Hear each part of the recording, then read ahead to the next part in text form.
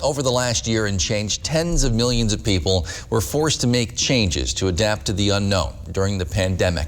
And of course, some people's lives were affected more than others. Newswatch 12's Rachel Eiler spoke to several local business owners who now have some time to reflect on the last year in their life during a pandemic. She joins us now live in studio with details. Rachel.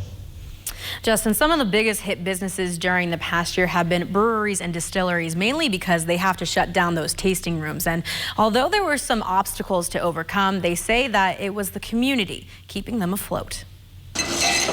Even 7 years in business, nothing's a guarantee.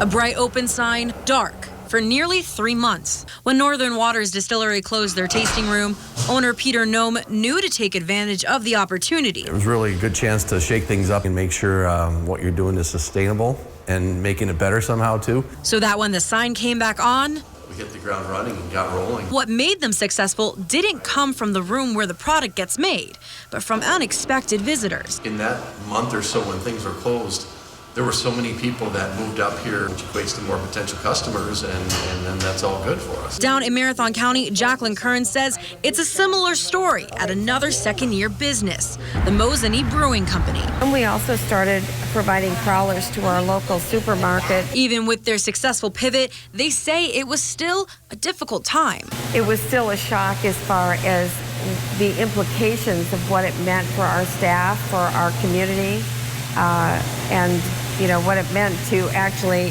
shut down. Including needing to let go of workers.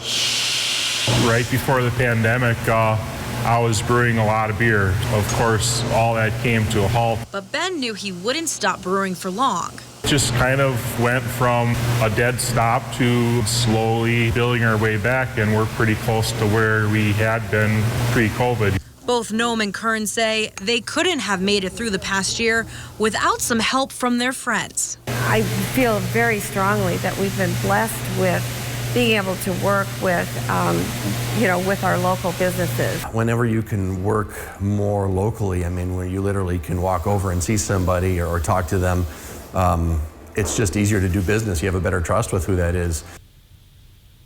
And many of these changes that businesses had to make, they're keeping and sticking around. We'll be taking a look at more businesses and other key community members who have adapted over the past year as they continue to prepare for their new normalcy.